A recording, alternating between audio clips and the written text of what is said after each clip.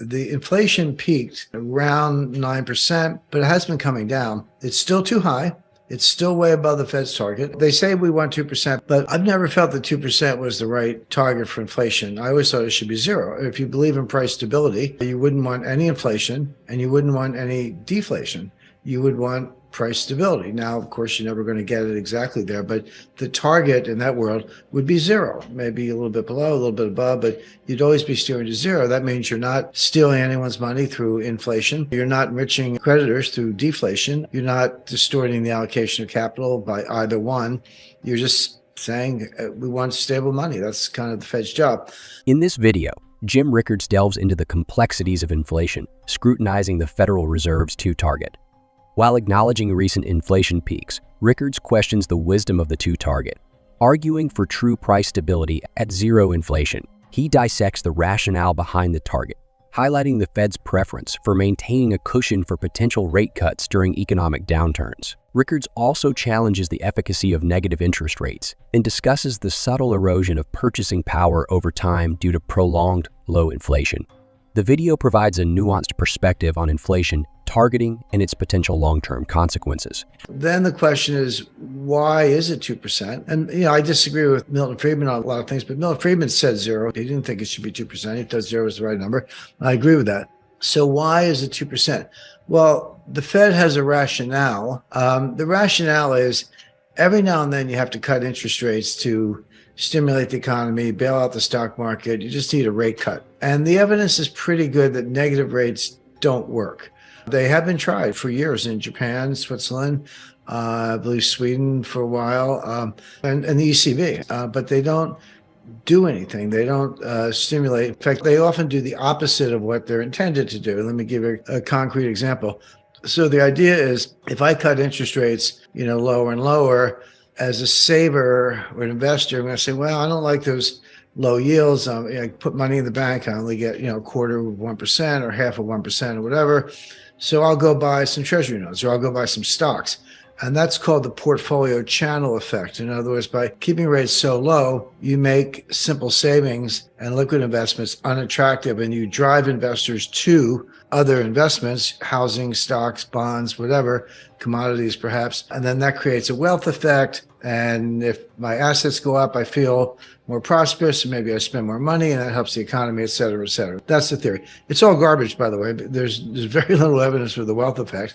I mean, assets go up, people feel a little better about it, but the idea that they turn around and spend more money does not hold up. The people with the most assets tend to have the most discretionary income. And, once you got a couple of cars and a couple of houses, and a decent wardrobe, you're actually going to go spend more money. Well, probably not. You'll probably save it or invest it. I'm not saying those are bad things, but the idea that it stimulates the economy is not true. But if you follow the theory and say, okay, lower rates force you into asset purchases, et cetera, wouldn't negative rates do even more of that? Because what happens with a negative rate? You have $100,000 in the bank and at a negative 1% interest rate. I'm the government or the treasury or the bank. I'm taking $1,000 a year. I'm taking 1% out of your account. So you're sitting there. You just say, hey, I just want to save $100,000. That's all I want. But with a negative rate, it goes 99, 98, 97. And the idea there is, well, now you're really going to spend your money because it's kind of use it or lose it. Again, these are kind of theories, but let me kind of ground that in the real world a little bit. What do people actually think? When they see negative rates, people say to themselves, there must be deflation coming. The economy must be in really bad shape. Deflation must be getting the upper hand. Why else would they go to negative rates if they weren't worried about deflation? And if they are worried about deflation, and they are, then I'm going to save more. Far from getting people to spend, remember, the dollar is worth more. In a deflationary world, your dollars are actually worth more. In real terms, a dollar can be, just a bank account, can be your best performing investment. In a deflationary world, if you have 2% deflation, then the real value of a savings account with zero interest goes up 2%. And that's probably better than what stocks are doing in that world. So people act rationally. They say, okay, we have negative rates. Central bank must be worried about deflation. If they're worried, I'm worried. And I'm going to save more because, first of all, those savings will do well in deflation. I need to be prepared for that. The last thing I want to do is spend. If prices are going down, why would I spend? I'll wait 6 months. get a cheaper price. So in other words, real world behavior is the exact opposite of what central bankers predict. Central bankers predict usually lose it. You'll go spend the money because I'm going to take it away. But real people say, no, I'm going to save more because you're signaling to me that the value of the money is going up because you're worried about deflation and prices are coming down. So what's the rush? So for all those reasons, negative rates don't work. Now, in theory, cutting rates from 5 to 4 to 3 to 2 down to 0 does perhaps have some stimulative effect, not as much as people think.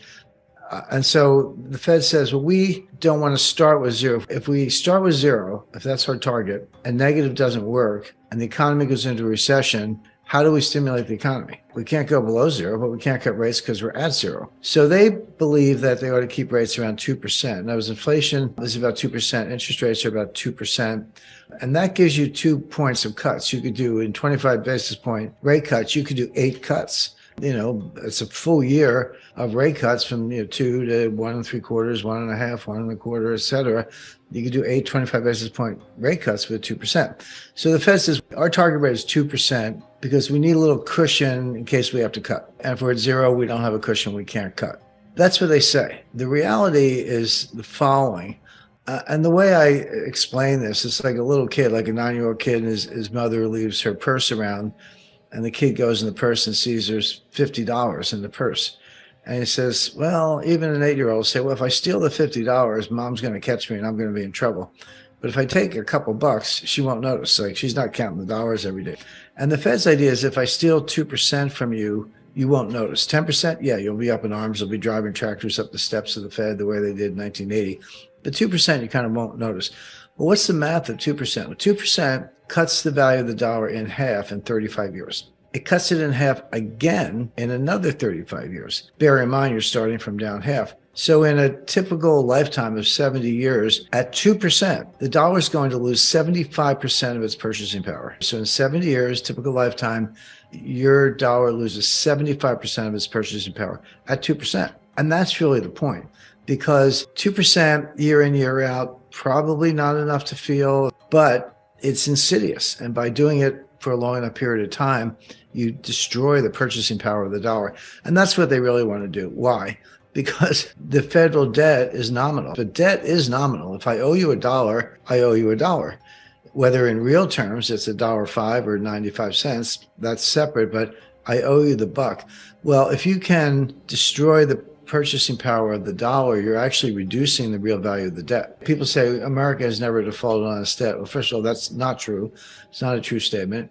But the easiest, quietest, stealthiest way to default is inflation. It's like, hey, here's your $1 billion back. Good luck buying a loaf of bread because I've destroyed the value of the dollar. Now, 3% will do it in about 23 years, which means that you'll destroy 75% of the purchasing power in 46 years, not 70 years. So on, 4%, 5%, et cetera. At 10%, you cut the value of the dollar in half in 7 years. People like to bang the table and say, since the creation of the Fed in 1913, the dollar has lost 95% of its purchasing power. Well, that's a true statement, but you don't need 110 years. We lost 50% in 5 years between 1977 and 1982. So inflation is insidious. It is a tax. It is a form of theft. But like the kid with the mother's wallet, if you keep the theft, in small little bites, but do it long enough, you can get the whole thing and no one will notice.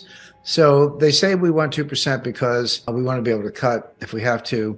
But the real reason is we want to basically erode the value of the debt and erode the purchasing power of the dollar in ways that you don't notice. And they can be very patient. That's how they do it. In conclusion, Jim Rickards offers a thought-provoking analysis of inflation targeting, questioning the wisdom of the Federal Reserve's goal. He advocates for true price stability at zero inflation, challenging conventional notions. As Rickards shares his insights and perspectives, it's evident that these discussions go beyond the conventional narratives. If you found this exploration intriguing, consider subscribing for more in-depth analyses and a unique perspective on economic trends.